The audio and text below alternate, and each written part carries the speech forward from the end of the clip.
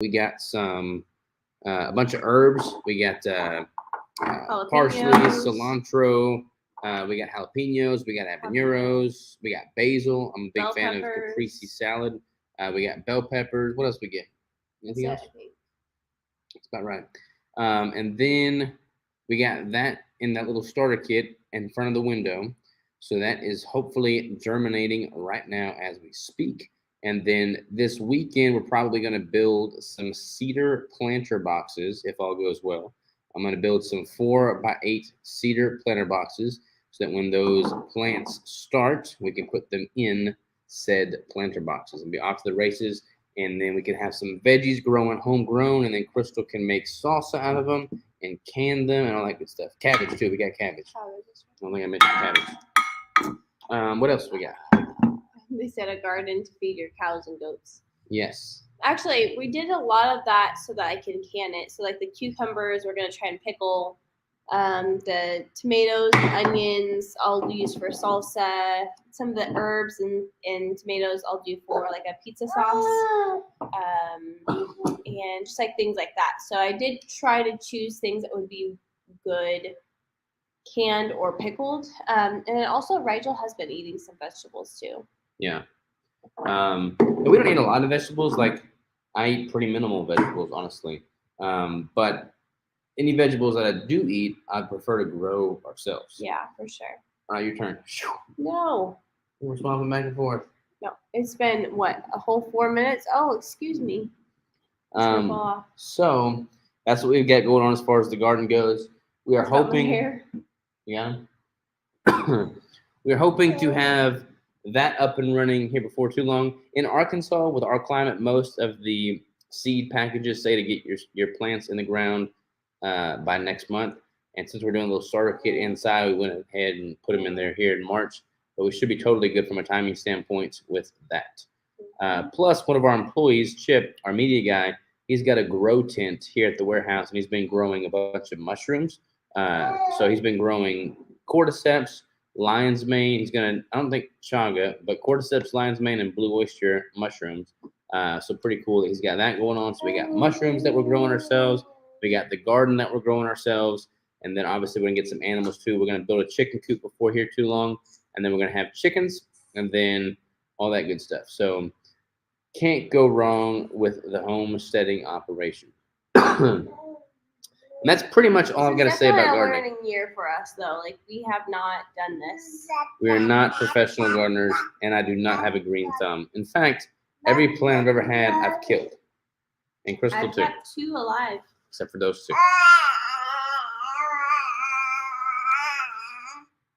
That's right. That's right. All right, so what do you want to dive into? Let's talk about anything else that you want to talk about now. We've covered the gardening. I don't eat many vegetables either. Says eating clean keto. Yeah, I don't either. I'll be doing the same thing here in a couple days. Yeah, well, let us know how the gardening goes. You're probably your profile name is landscaping. Oh, Chris just moved it. Landscaping lady 1008. So I bet you are much more well versed than we are, for sure. All right, y'all kind of want to talk about satiety per calorie (SPC). You're like so excited about her. Didn't we talk about that last week on here? I don't think so. I don't know if any of y'all are on Twitter much. Robert I'm not really is on talking Twitter. about it all the time right now. Not like since yesterday. We talked about it with several different groups that I've also been a part of. All right, so there's just like this big thing right now on Twitter talking about satiety per calorie, SPC. And basically there's like a weighted scale as to what foods have the highest satiety per calorie. And those are trending towards higher protein, leaner sources of meat and high fiber vegetables for the most part. But I'd be curious to kind of get y'all's take on that. For me, and for I know a lot of people in this space, I mean, obviously fat is going to have a higher caloric load than proteins and carbs, but the satiety that comes with that fat is also going to outweigh significantly what you're going to get from the protein and carbs. Like if calories are equated for, and you're looking at isocaloric instances, I feel like I'd be much more satiated with the same calories coming from fat than I would be the same calories coming from, carbs for sure. So it's the whole satiety per calorie thing is an interesting debate right now in the low carb keto space. Keto Theo says, I have all the keto berries plants don't have Yeah, we have berries too. to Raspberries, do. blackberries. Yeah, we do have those too. Have to do nothing to them. Come up every year. My daughter loves those, so she has a heyday with them. Yeah, wild berries are the bomb. Lions Fit for Life. What's up, man? Hi, Savage family. Looking great. I can't see you, man, but I'm assuming you're also looking great. I just hear the veggie diet is most popular. Keto was second. Yeah, we're definitely not going vegan with the garden, so no worries there. Keeping it keto faux show. Mass balance rear discussion with Bart K. Yeah, mass balance. So basically, I'm gonna have to read. So I recorded that podcast a long time before I published it. I have to go back and listen to it. But if I remember correctly, and correct me if I'm wrong on my own podcast here, but we were talking about the whole calorie debate in that regard. And he was talking about how rather than focusing and fixating on calories, because we can't really put those foods into a bomb calorimeter, to just simply focus on mass load of the meal. So like looking at the weight of food as opposed to the caloric load.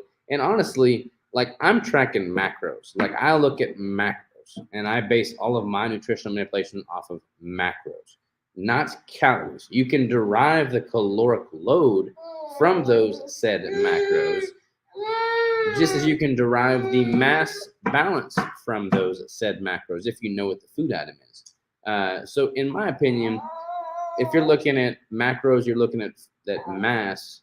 It's kind of just this two different ways to get to the same conclusion, and being able to bypass calories in the equation altogether. Like calories come, but I'm not basing my decision off of the caloric load per se. Fat always keeps me fuller longer and faster. Yeah, I'm definitely team fat for sure. Yeah, just kind of gave my take on that. Hi, Crystal and Robert. I fell off track with my health. I got back on track and lost 5 pounds. Well, congrats, Iris. That's awesome. Congrats for getting back on track. Out of curiosity, what do you think made you get off track to begin with, so that we can make sure that doesn't happen again? Did I miss one over there? Nope. What other questions y'all got, y'all? Keep them coming. Kind of a slow live at 5 right now as far as questions go. I guess not a lot of people interested in gardening. Talking to a bunch of carnivores here. And honestly, I eat like 99% of everything I eat is definitely animal placed and well within the carnivorous spectrum. But I don't feel guilty for growing my own freaking vegetables and eating those either. Well, and we're doing a lot of things like salsa. We love to eat it with like our taco meat and things like that. So. What are y'all planning on growing? So we actually just covered that, Lisa. Mostly all green veggies and a bunch of herbs and peppers. Things I can make salsa out of and tomato sauce. Yeah. Yeah, we do make the keto pizza, the fathead pizza. We'll get the Rouse pizza sauce for that, but it'd be kind of nice if we made our own. Yeah, it would be really sauce. nice if we didn't have to buy that stuff.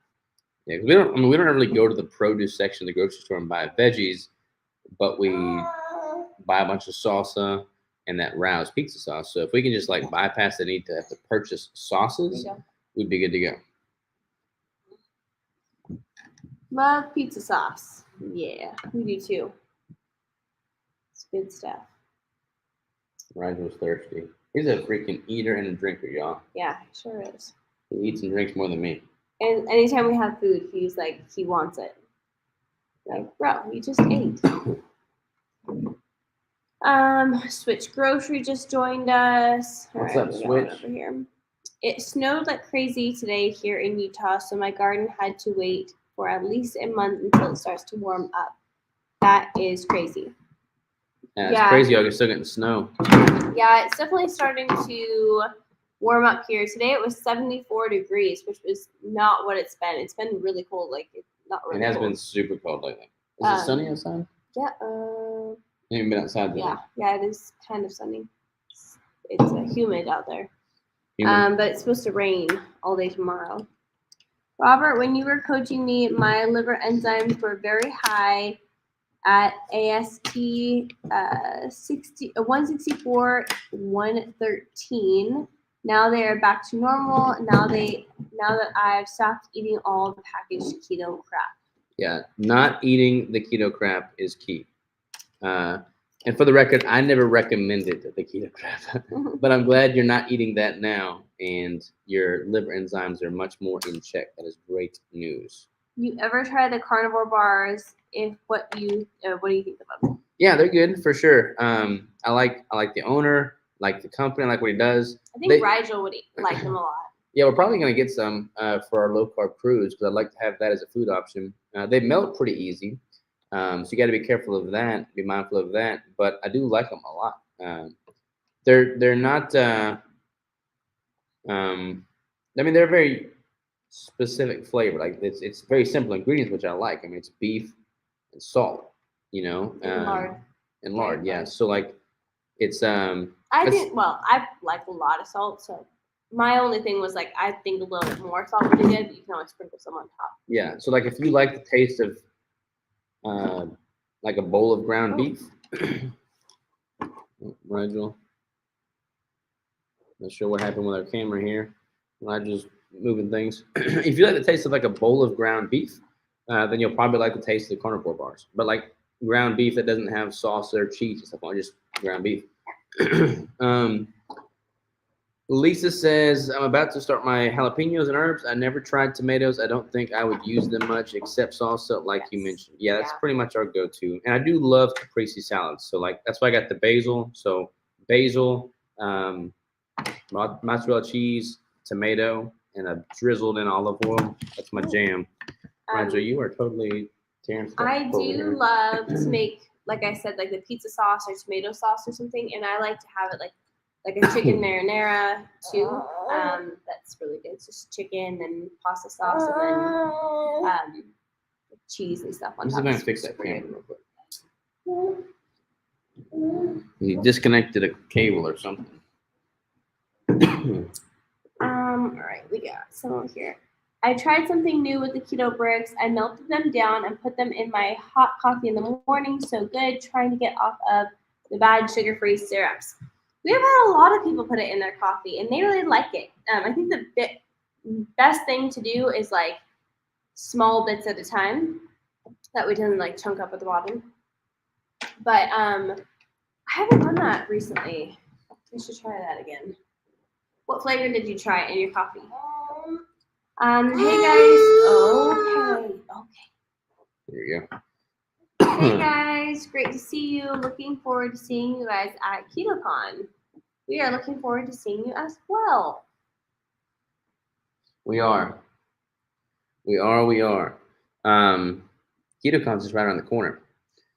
Nootropic. I love the chocolate peanut butter in my coffee. I blend them in the Vitamix with coffee. That does sound delicious.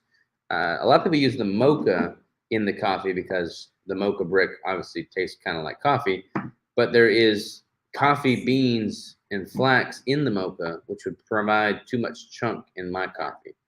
And I don't drink coffee anymore. I've been coffee free for how long has it been now? 6 weeks? No idea. It's been a pretty good little while without coffee. All right, what are the questions we got? You know, anything else coming in the pipeline? It's like our lives have been shorter because Rigel's attention span is shorter. Yeah, probably. You know? I was going to suggest that we change times, but I feel like you're going to be very against that. Me? Yeah. We'll have to give the people what they want. If they want a different time, we can do a different time. We just recorded a podcast today talking about my competition prep that will start on the 3rd. So I'm excited for that podcast to go live on the 3rd. So that'll be here in just 12 days. Why did you quit coffee? So I quit coffee mostly because I think the acidity in the coffee was messing with my stomach a little bit. I'd wake up in the morning and have a little bit of like acid reflux. And I think it was because of the acidity in the coffee.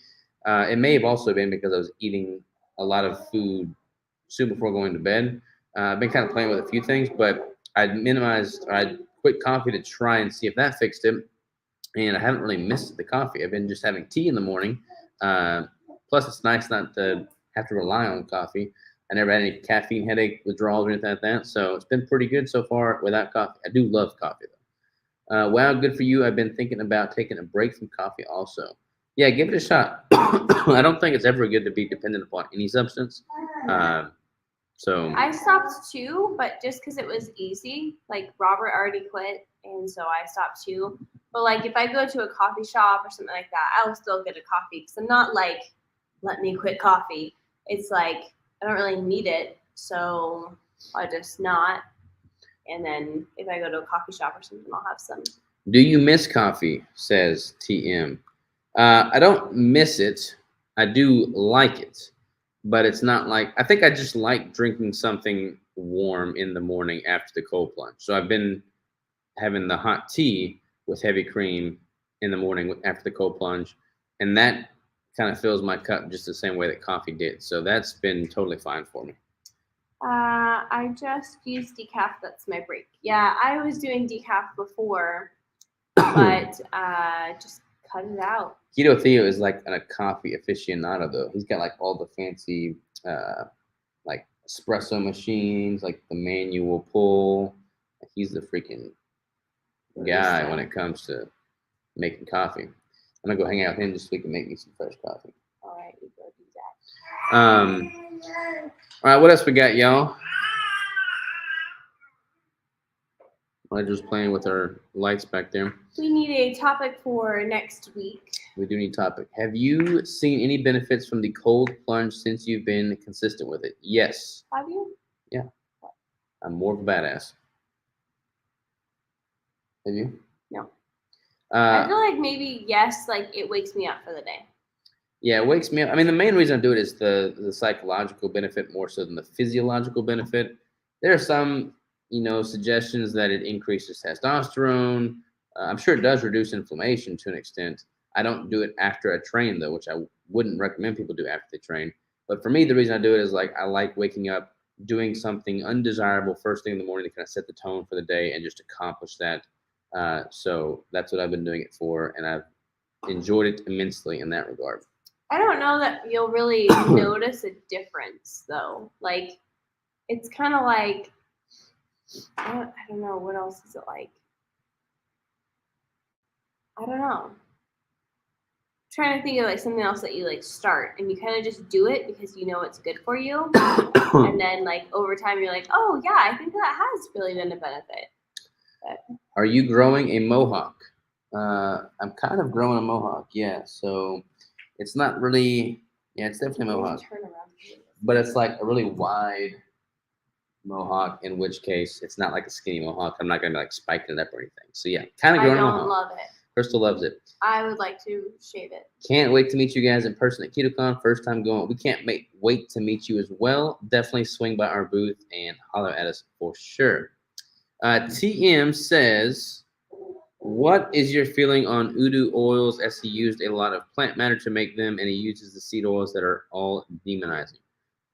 So I liked that conversation. I liked having him on the podcast. He's definitely more plant-based in general than me. And he was also not a fan of cooking with like butter or anything like that, or like olive oil. And he was it seemed he was kind of fearful towards just frying or heating up anything in general. And yeah, I definitely don't think you need to be deep frying your food in vegetable oil for sure. But I think, pan searing a steak in some olive oil is probably not the worst thing that one can do for themselves. I mean, I do that frequently. As far as like his specific oils, I haven't tried his oils. I'm sure they're great. I know he uses a lot of flax oil, and I would not consider flax oil to be a bad thing. Like I look at flax seeds, and it's all in the processing. Like I would not look at flax oil as a bad oil. I would not look at flax oil the same way I would cottonseed oil, grapeseed oil, rapeseed oil, soybean oil. I kind of put flaxseed oil as in a higher pedestal than those for sure. But I have not tried his specific oil. Changes in vital signs of HRV or ketone levels or heart rate, blood pressure, sleep. I stopped tracking everything.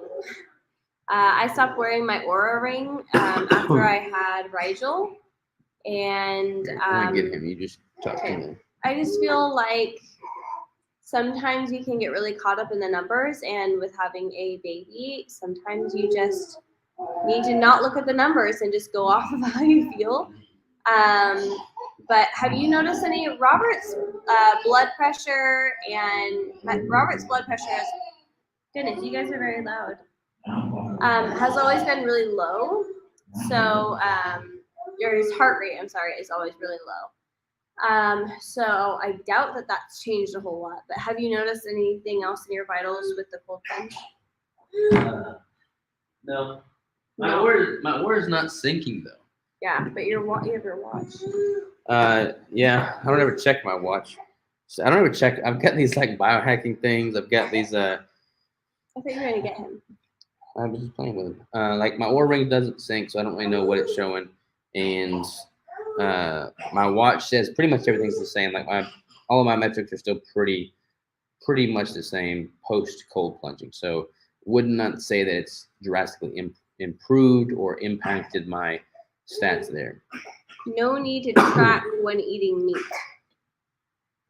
I disagree with that. I think a lot of people eat meat and they think that they're getting plenty of food and calories, and they are significantly under eating, which I think is why a lot of people lose weight, but then they're also not getting as much nutrients and calories that they need for building muscle, maintaining life, all the things.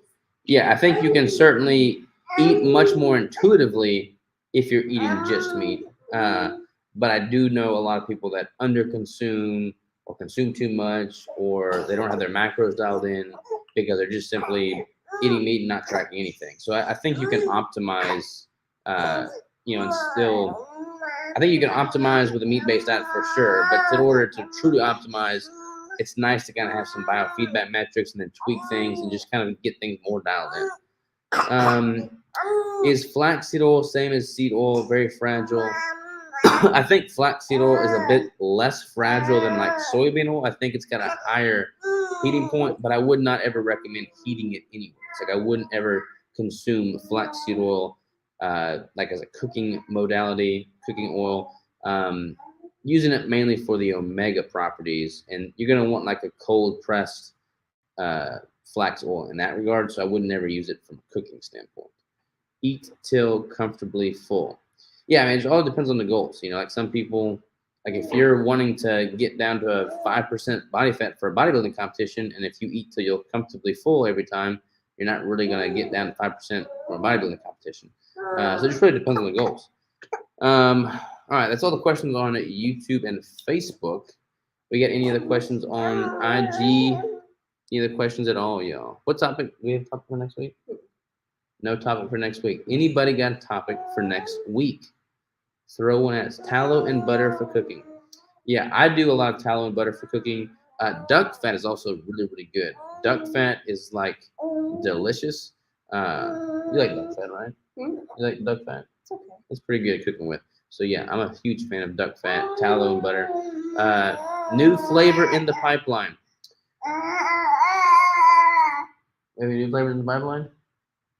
We may have a flavor for a special occasion coming up here soon, but I'm not going to talk about it yet. But it's going to be good. I need to get some. Yeah, duck fat is the bomb, diggity. You need to keep flax oil in the refrigerator. Yes, definitely keep it in the refrigerator. Same thing with like fish oil. Like if you get fish oil, if you're getting fish oil that is not refrigerated, then it's probably not a great quality fish oil. Any idea if you guys will do the Bell's Brownie Keto Brick? Again, yes, I would love to do it. It's just we're trying to source the protein from them again. They're making their own protein, so like a lot of it from a production standpoint goes towards them. Keto Greg, look at Keto Greg, trying to like pull it out of me. But whenever their supply levels are good, we plan to get more from them, and then we would love to make more of the Bell's Brownie for sure. Keto Greg, you are a pretty good guesser, bro. Stranger things have happened. There may be some new things in the pipeline at KetoCon. So hopefully y'all will all come to KetoCon. If not, we'll make sure you're taken care of still, though. Red and green peppermint Christmas bricks. It'd be pretty hard to make a red and green, like multicolored brick. That'd be very hard from a mixing standpoint. It'll be good. All right, ladies and gents. Rigel is getting fed right now. I guess that's all he wanted. We've got to run to another meeting, but I love y'all. Crystal loves y'all. Rigel loves y'all. We all love y'all. Thank y'all for the support. Thank y'all for the love, and we hope to see y'all very soon at KetoCon. If not, we will see you very soon here on the live at 5 next week. So thank you for tuning in. Talk to you next time. Hasta la vista, baby.